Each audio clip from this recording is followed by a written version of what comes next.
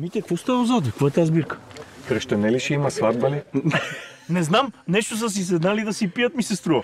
Не, тези хора сме ги поканили ние. Днес ще снимаме, може би, един от най-сериозните и най-важни епизоди, свързане с алкохола и наркотиците по време на шофиране, за това как живеем в илюзия, че го можем, но всъщност ще го нагледим, че не го можем. Понякога пиеме едно малко и айде се качиме в колата. Понякога пък пиеме две малки и после стават малки, ама няколко пъти и нещата днеска ще ги провериме как се случват от едно на здраве до това да отидеме в затвора или до това да отнеме човешки живот. Какъв ще бъде днеска теста? Подредили сме едно много майсторско трасе, наистина като за специалист мистер Катастрофа. Той ще го направи, с теб ще премерим време, след което ще го почерпиме едно питиенце. Ще изчакаме 15-20 минути, ще му премерим промилите в кръвта и ще го направим отново. И така няколко пъти, докато не го напиеме напълно, защото той не е човек, ама всъщност е човек и може да се напие, ще опитаме докъде води алкохол и неговата употреба. Да видим какво ще става. Ще бута ли конуси, ще даде ли време, защото като пиеш едно малко ти идва сила. Като пиеш две ставаш най-добрия състезател и мога да правиш всичко, но след третото всъщност се оказа, че абсолютно нищо не можеш. И само си мислиш, че можеш. И най-много се ядосвам на хората, които казват, аз като пия две бири карам по-добре. Пълна заблуда, мит, абсолютен мит. Ами с наркотиците, хората при употреба на наркотици доскоро даже не ги ловеха, а то всъщност наркотиците, да не кажем, че е по-опасно и от алкохола, защото не могат да те фанат, мислиш, че си супермен, има наркотици, при които идва адски много сила и си мислиш, че си безсмъртен. Само, че вече не е така и могат да те хванат и почти всяка полицейска кола в София има тези необходимите уреди, които мерят наркотичните съставки в организма. Така че било е това едно време, когато не са можели да те хванат, вече могат да те хванат и е още по-лошо дори от алкохола. Но нека да проверим с алкохола какво се случва. Даже при наркотиците интересното е, че от преди 4 дена може си употребил и пак ти излиза.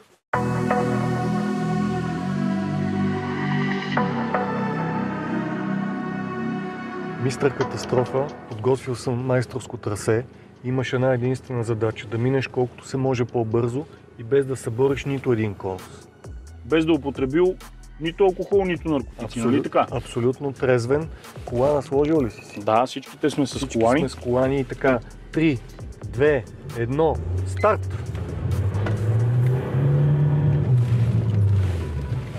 Сега какво правим, Мите? Сега кара назад в улей, което е доста сложно. На огледала само. На огледала, да, надявам се да не му преча. Ако бутне конус, ще има ли наказателна Не, точка? той няма да бутне, това е мистер Катастрофа. Той не е човек. Сега имаме ускорение. Какво прави тук? Тук трябва да завърти Охлювче. пълен кръг покрай тези конуси, като нито трябва да бута от външната страна, нито от вътрешната. Ма то е доста тясно, ми се струва обаче. Еми така сме го направили, да му е трудно, иначе ще е лесно. Всеки ще може да го направи. Не, то няма много скорост обаче. Еми няма скорост, обаче е майсторско. Сега тук две коли. Трябва да Опа. паркира между тези два автомобила. Не забравяй, че няма право да се обръща назад. Той кара само на огледала. Добре се справя, майсторе. Тук ще направи едно перпендикулярно паркиране. Влез и излез. Еми да, на 90 градуса. Да не ожулиме БМВ-то. Нарочно сме му го стеснили, така че да не може Доста да е излезе. тесничко, ние не може да слезем, ако се наложи. Сега има един много тесен тунел в завой, който трябва да направи. Тук минаваме, почти ги докосваме, нали? На косъм минаваме, да. Сега се насочваме вече към финала. О, в завой. ускорихме. И Тук трябва да спреме до 0 ли? стоп! 1 минута и 39 секунди. Браво, мистер Катастрофа!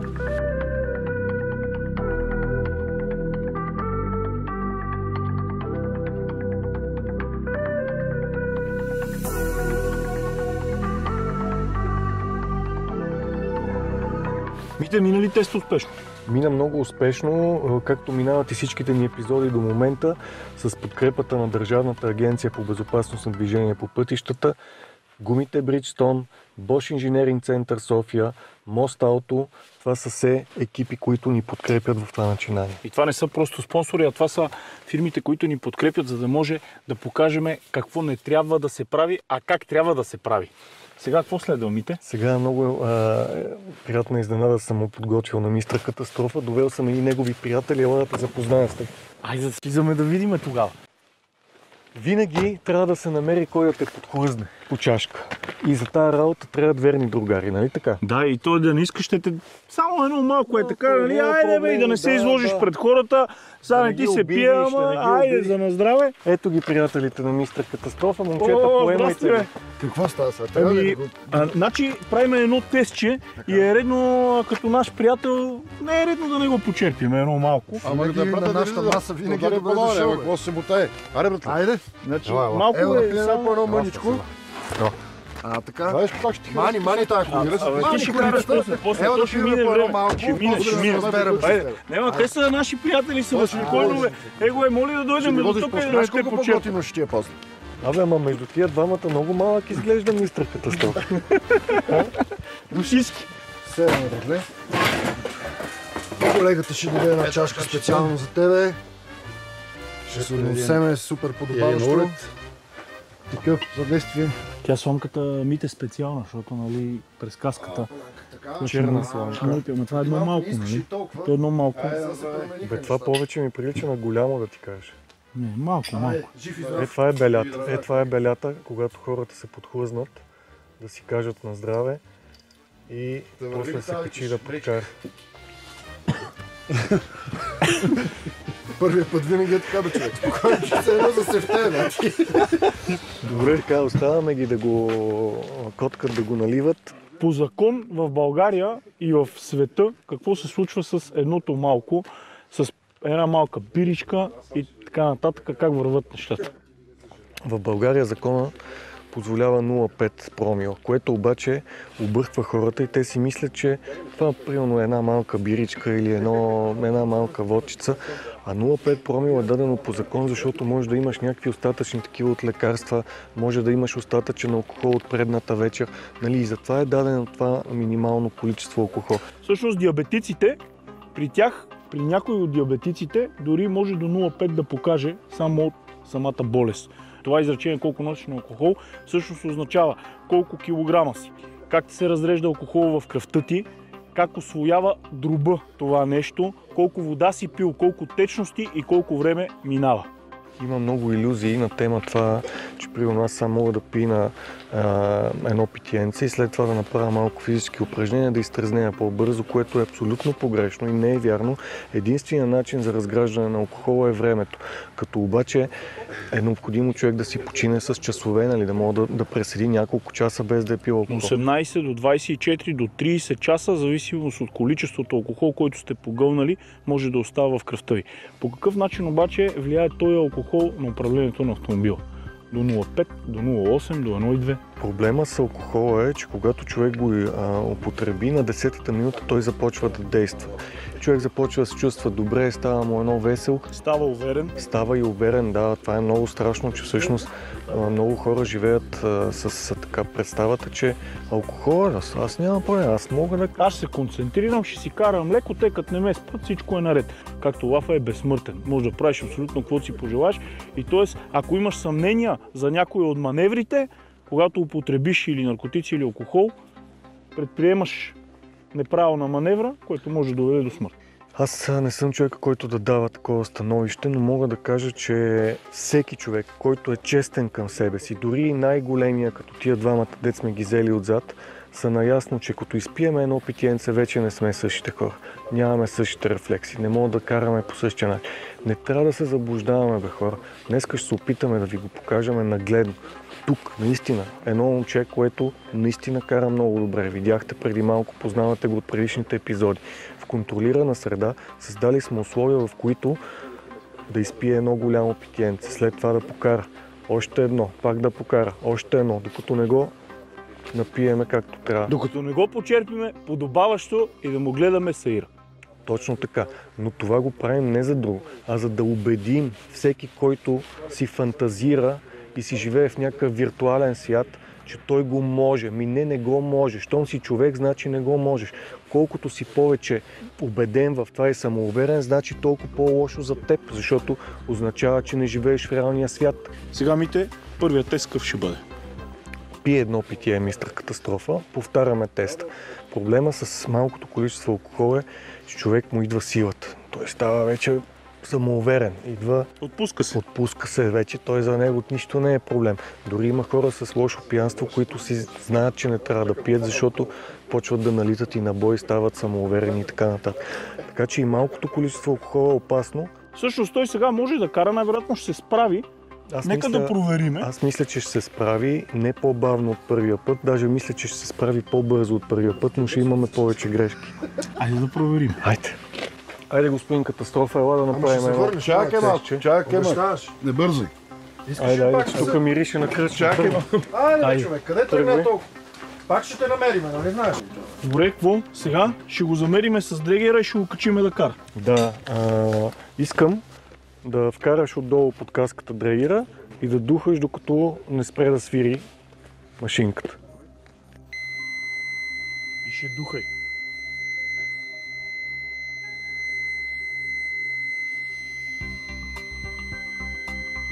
Всъщност трябва да се духа не много силно, а постоянно. Да, дълго и продължително. Изчакай. Така искам да видим на камерата какво ще покаже. Колко е пинал нашия човек.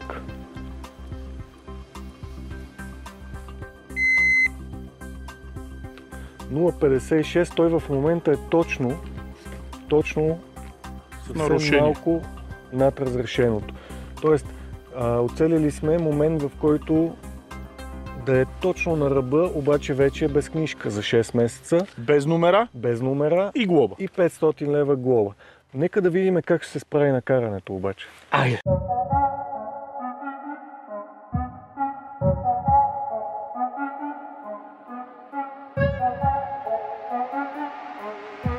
Три, 2, 1, старт!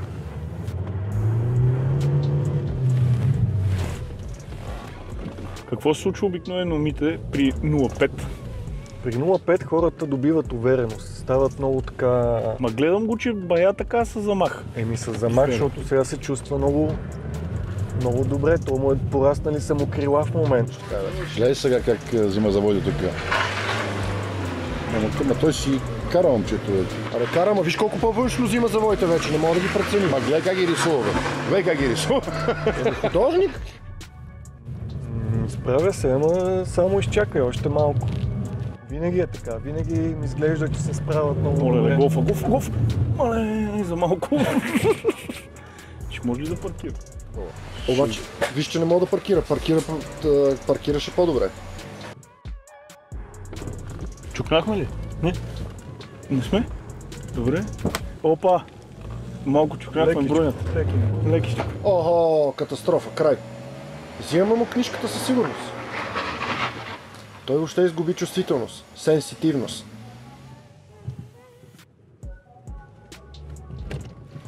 И на заден паркира по-бавно и въобще...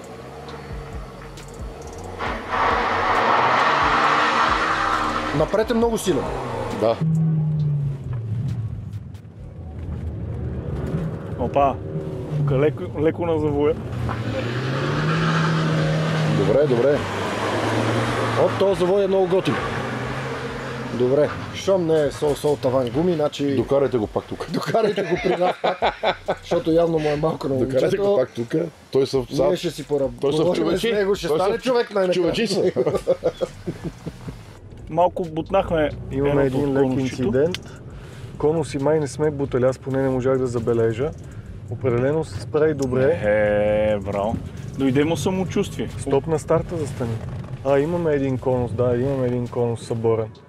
И две счупени брони. Нашата задна и предната на сперели автомобил. Значи виж съвсем малко над разрешеното и имаме лек инцидентче. Доста по-голямо самочувствие. Странно ми е, че изобщо кара добре. В смисъл, нямаше някакви грешки. Не знам как става това. Искаш ли сега да го почерпат неговите приятели още едно питие? Отивам.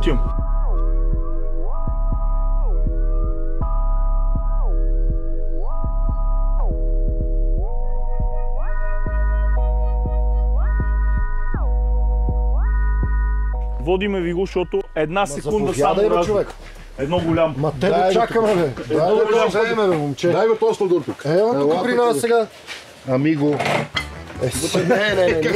Не искам да се пашункаш само. Седни. Тая е моята. Опалянка. Не, тая е моята. Кой му сви чашата? Кой му сви чашата, искам да знам. Има. За него има всичко. Момчета, това ако го изпиеш, ще го напиете много, не дей. Няма Не да дей. пием. Абе, според мен изглежда стабилно момчето, бе. Вие просто му нямате доверие.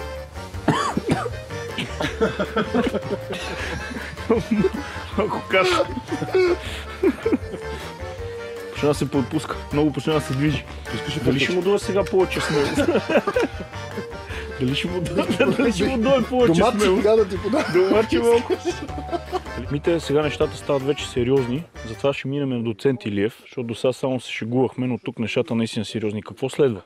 Предполагам след това питиенце, което сега ще удари мистер Катастрофа, ще мине над 0,8 промила. Надявам се да е между 0,8 и 1,2. Важно е да се знае, че в границата между 0,8 и 1,2 ви се отнема книжката за една година. Номерата на колата се свалят и също така има глоба от 1000 лева. Престъплението е голямо. Това са сериозни количества алкохол. Предполагам, ще му се замъгли доста зрението. Вече няма да може да мине със сигурност между тия конуси без да ги събори. Аз така мисля. И определено няма да даде и това време. Няма Защото да даде реакциите това ще му се време. забавят Да, категорично. много. Той се беше лигав още, знаеш, като отивахме натам, викаше, бе, напик се. Истината е, че алкохола не прощава какъвто и организъм да си, колкото и да си натрениран, колкото и да си килограма, колкото и да си млад или стар. Без значение. Алкохолът действа на всеки човек. Един въпрос, който е много важен, защото много хора, когато са пили, казват, аз ще карам много леко. И той кара леко. Спира на светофара, удрят го отзад и този, който го удря, се ранява. В кой е вината? Естествено, че в този, който е пил. Той винаги го отнася по всякаква линия. Значи пияния, без значение виновен, невиновен, на едно место да е спрял е виновен. Винаги го отнася. Самия факт, че седи на шофьорското място с ключовете в контакта, дори да не се движи, той го отнася. Но, знаеш ли... Седнал е да се стопли, запалил си е колата, удрят се в него, отзад пътника има щета, трябва да плати и двете коли, човека е ранен. Точно така. Абсолютно. Застраховката му не работи, съдят го.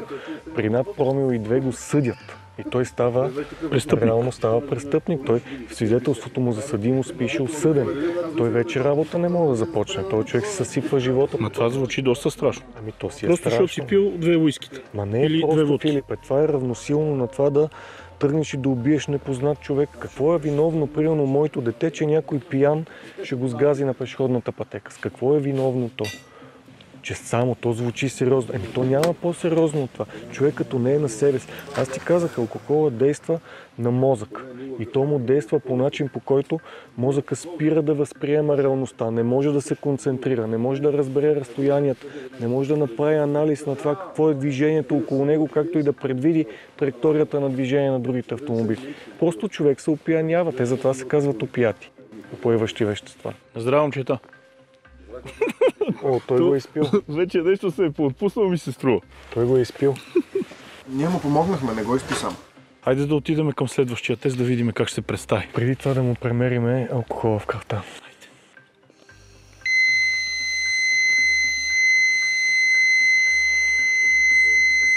Мите пиинало излизат слюнки. На ръба. Добре си, ако трябва да седнеш. Между другото, чули неговите приятели и вика, ако той не може да кара, ние ще караме. Е, това е алкохола до какво води. Той кара хората да се чувстват самогъщи, че могат всичко да Това не е добре!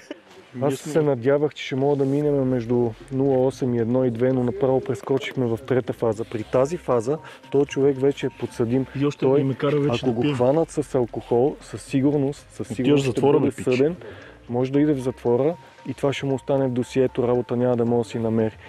Добре, че е в контролирана среда при нас. Предполагам сега обаче карането ще бъде много, много неконтролируемо. Не знам дали си съгласен. Какво мислиш? Добре ли ще караш? Искаш да си пинеш още малко и тогава да караш? Не, няма сега ще повече. караш. Можеш ли да караш? Без проблеми. Давай зад волана да видим какво ще направи, какво ще е изпълнението. Обаче малко си чупил предишния път бронята, не знам дали виждаш. Нощчето сме отлепили, ама нищо. Готово? Айде да караш. Чай ключовете в мене за всеки случай да не хукне без мене на нека. Доцент Димитър Илиев почва да има притеснения. То е забавно и ни е смешно, но всъщност не е забавно и смешно, когато на 1,32 се качиш зад волана. В момента си подаваш ръката за към затвора. Или да направиш беля и да отнемеш човешки живот.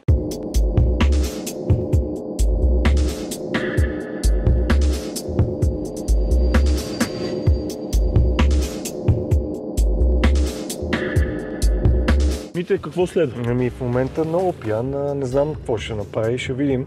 Истината е, че алкохола, който има в кръвта е 1,32. Това е изключително голямо количество. Вече сме за затвор. Да, бъди и ти на щек с колан. На колан съм. 3, 2, 1, старт!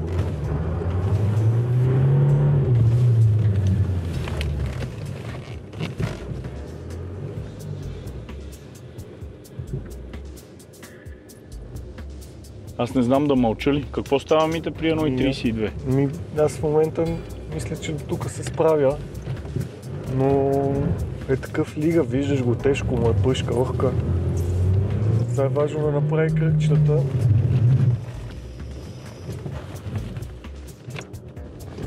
Ще връща назад, угасна му колата. И я ти. Това да мотивирано съм на Аз не мога да повярвам. Хвърля козлета малко, а? Обаче не е толкова самоуверен да дава толкова много газ, което поне е добре. Да. Няма всъщност добре, де.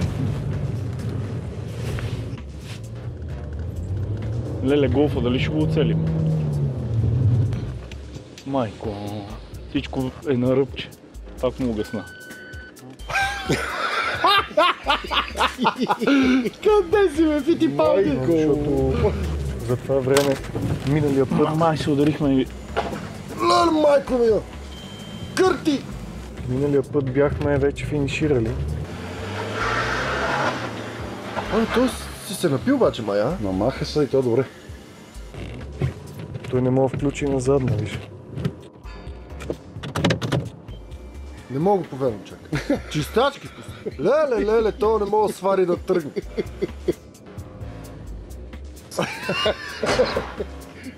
Майко мила, то ще пил го. Абе, виж му не до смях вътре, видиш как гледа. Той гърче е просто.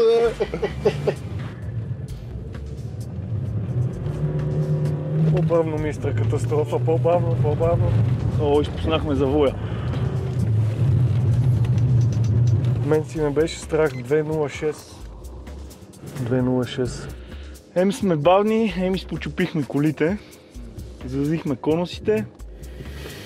Ти усети ли каква разлика има в един и същи човек, като е пил и като не е? Само за 40 минути разлика. Душичка. Написа верно това момче. Аз не мога да повярвам, че от 200 грама така сгана цирка е, бати.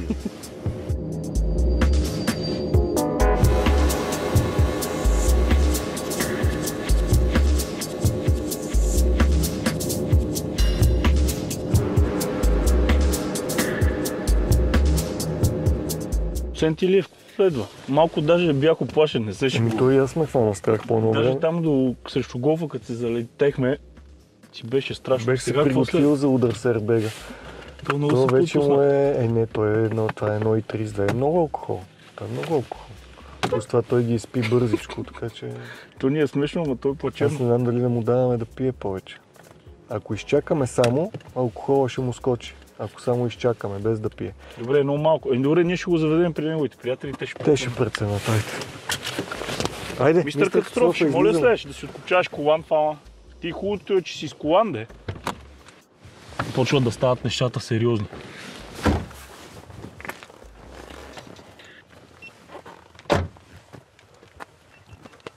Не го подпира, остай го да си ходи сам.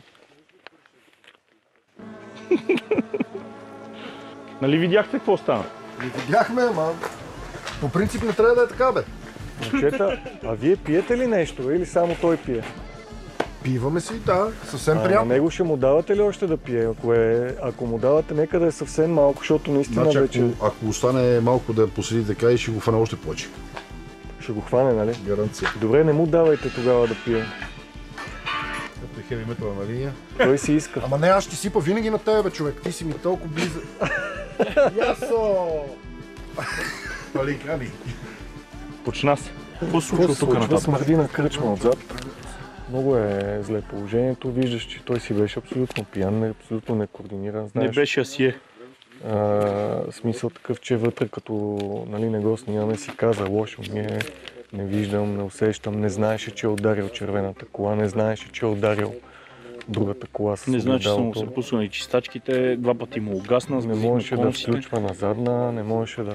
Изобщо пияният човек си е пиян човек, но това, което за мен е интересно, сега даже искам да го прочета на нашите зрители, е, че всъщност ако направите така, че в пияно състояние да причините смърт на едно или повече лице, ви чака затвор от 3 до 5 години, а при много тежки случаи до 20 години.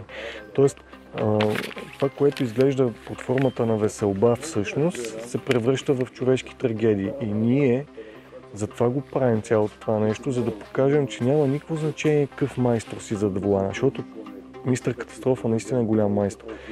И няма никакво значение колко си натрениран, каква физика имаш, какво имаш, и колко алкохол. много внимаваш. И колко внимава, да, защото той каза, че много внимава. Той, нали, вътре едва говори, обаче много внимава, много такова, да, криволичи. Тук хора няма да има повече, защото той е буквално не знае вътре какво прави и как го прави. Моята ръка винаги е на ключа, да мога да загаса колата или извадя ключа. И на ръчната спирачка. И на ръчната. И защо положението е сериозно.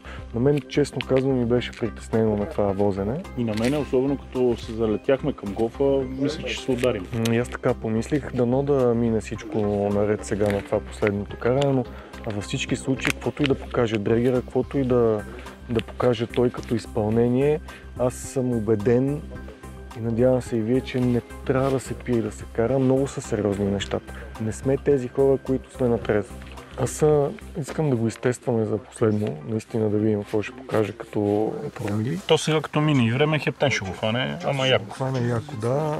Давай да го тествам. Нищо не. Нищо не е, приятелю. Няма нужда. Да си пуснат. Лебе да влезе.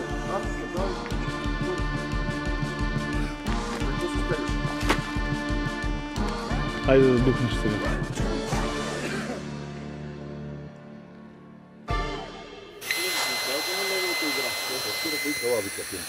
Залита по-малко. Цялата картина беше По-малко. Като тара бъс.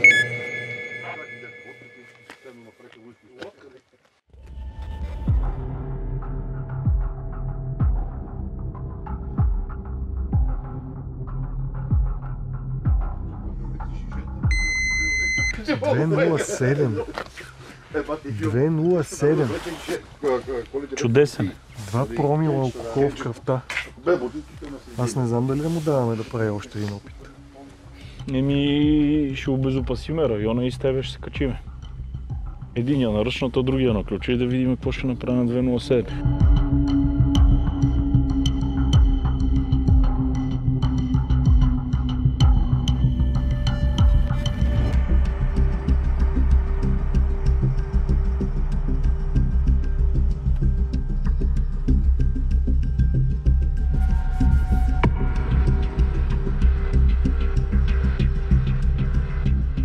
Няма да мера време, то е ясно, че тук в момента вече нещата ще са на оцеляване. Давай, тръгвай. Тръгвай, мистер Катастроф. Старт. 3, 2, 1, старт. Не искам да бързаш. Карай Леко, леко. бавно карай. Трябва да бавно. паркираш сега.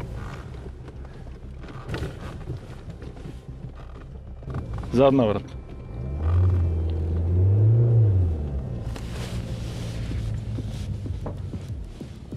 Обаче помни какво трябва да направи. Да. Интересно, че не бута конусите. По-бавничко, по-бавничко. По-бавничко.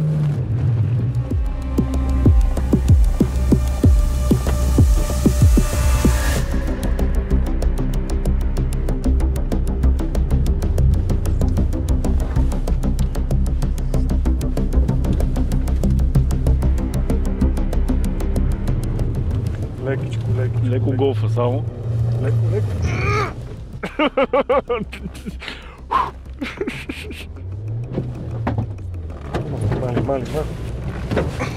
Мали.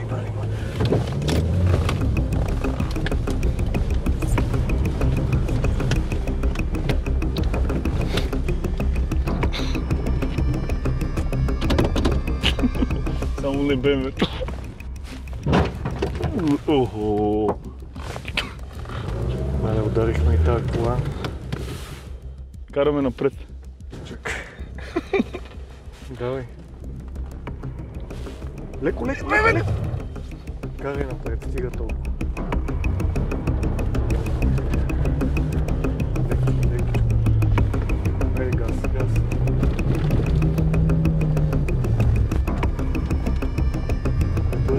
Не бързай вече, спокойно. Не, Колос!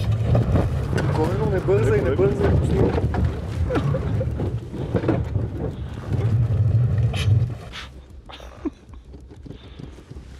Не е добре работа въобще. Какво да е добре? Ние потрепахме народа, погани. И изпочупихме колите, мани. И колите, и народа, и...